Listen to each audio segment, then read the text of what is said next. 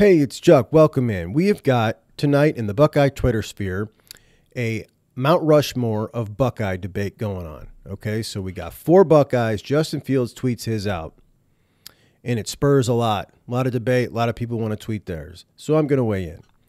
First off, Justin Fields has Ezekiel Elliott, Troy Smith, Ted Ginn, and Eddie George. Now, you can see that this is a bit of a younger dude, okay, because we're talking three of these dudes are younger than me, and I'm a middle-aged guy, and Ohio State football's been around for over 100 years, so it's a younger guy, right? We know that. So I respect his list, right? I respect his list, but I disagree vehemently with Ted Ginn, for instance. Teddy was a great player, great dude. Great NFL career, fastest Buckeye ever probably. Still in Cleveland, coaching youth football, and that stuff matters when we're talking about the greatest Buckeyes ever. It's not just how you were as a player, but what you did afterwards, how you represented the university and all of us Buckeyes around the world, right? So Teddy Ginn has been a great Buckeye, but he's not a top four Buckeye ever. Ezekiel Elliott, unbelievable running back. The 3 games, the stretch against Wisconsin in the Big Ten Championship, then Bama, then Oregon, were maybe the 3 best games in a row at the time you needed it most by a running back we've ever had in school history. You can't take that away from him. Awesome overall back, great NFL career.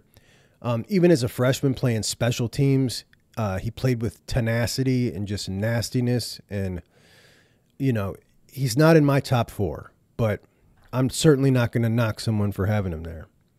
Teddy doesn't belong there. Troy Smith. Now, Troy's interesting, man. So Troy gets kicked out of St. Ignatius, goes to Glenville, comes into Ohio State as an athlete, and I think he was a late ad. And in that class is the #1 quarterback in the country, Justin Zwick. Troy beats him out and wins the quarterback job, which was a massive deal at the time. And he did get in a little bit of, I think he might have had a $500 handshake at one point. But an awesome young kid, and he played beautifully. He threw the ball great. His delivery was a little different. He was a great athlete. He was a great leader. They really rallied around him. Took him to a national championship game where they laid an egg, but I don't blame him a lot. He gets a lot of blame for that one. There was a 50-day layoff. He was a kid. They talk about all the In-N-Out burger he ate out there. I think that's totally overrated, man. I do not care for that. I was very excited to try that when I went out there. It's not a big deal at all. Swenson's is way better. Anyway, so Troy Smith, Heisman Trophy winner, took the team to the national championship.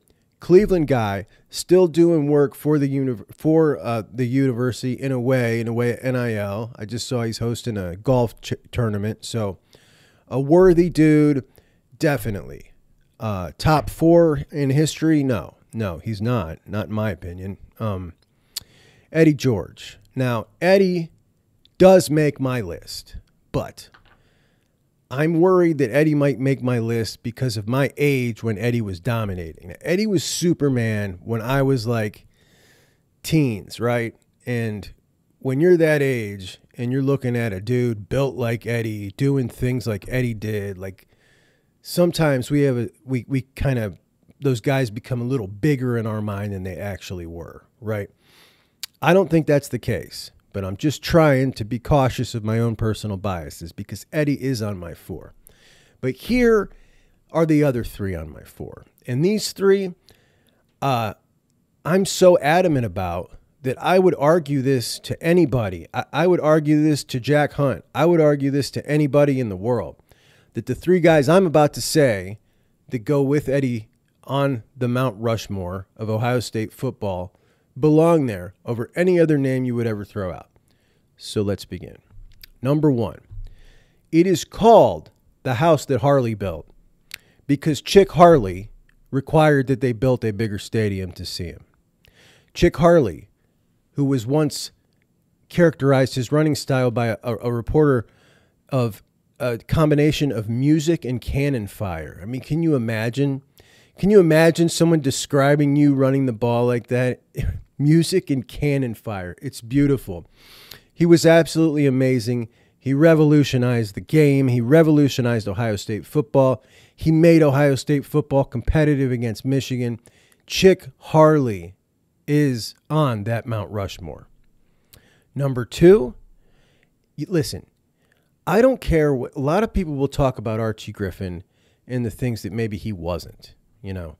He wasn't spectacular at this. He wasn't spectacular at that, but he was a hard-working, steady Eddie, put the numbers up, workhorse who won 2 Heisman trophies. And then, for my entire life, he has been the ambassador of Ohio State football, Ohio State University, and the state of Ohio.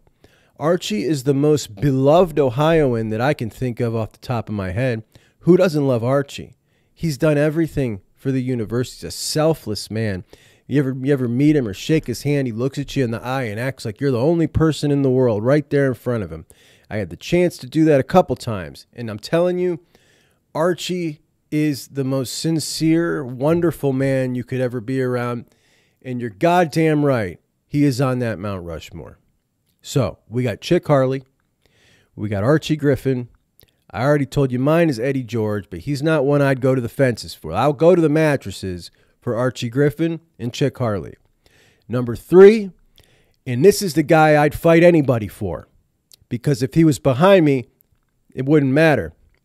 Orlando Pace is the best lineman in the history of football, not college football, not NFL football.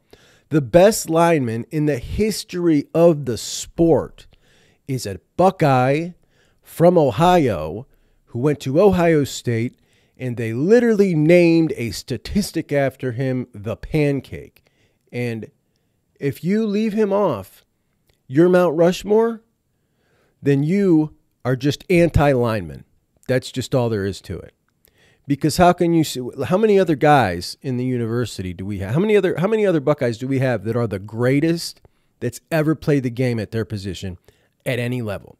Orlando Pace, it's not even a dispute. You ask anybody in the world that knows football, and they'll tell you Orlando Pace is the greatest lineman in the history of the world. It's not even up for debate. It's Orlando Pace.